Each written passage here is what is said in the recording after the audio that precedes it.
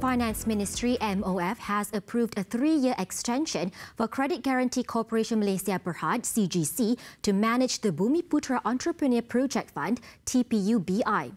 In a statement, MOF said CGC is expected to manage the TPUBI contract financing scheme up to June 30th, 2022.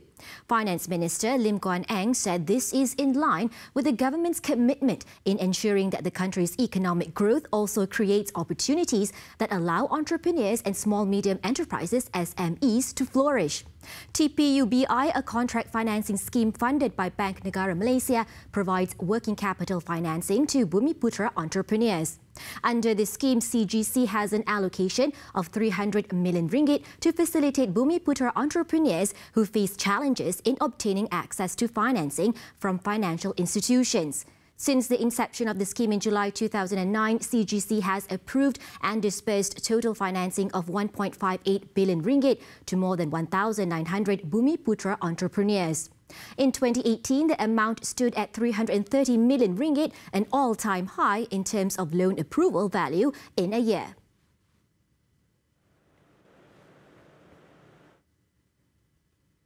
Malaysia palm oil delegation will head to Europe in November to meet the new European commissioners and parliamentarians for a fresh round of lobbying.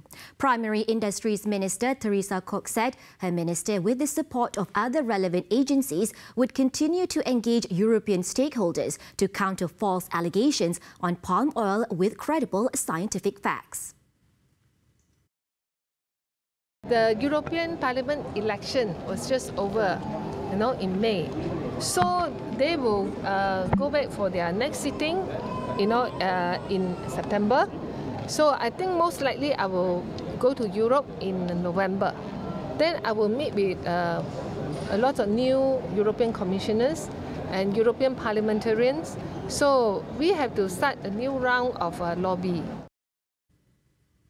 In order to convince the European Union about Malaysian palm oil, she said her ministry had been working relentlessly to ensure all palm plantations in the country achieve 100% Malaysian Sustainable Palm Oil MSPO certification by the end of this year.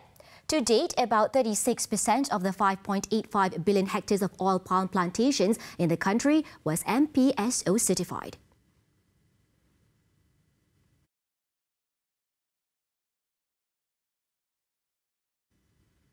The world's largest maker of smartphones and memory chips, Samsung Electronics, expects its operating profit to tumble 56% for the second quarter of this year in the face of a weakening chip market. Its operating profit for the April to June period is forecast to reach around $5.6 billion, down 56% from a year earlier. In a statement, Samsung said it supplies screens and memory chips for its own smartphones and Apple, and server chips for cloud companies such as Amazon. But it is also one of South Korea's major semiconductor manufacturers that are being affected by Tokyo's recent restriction of exports to the country.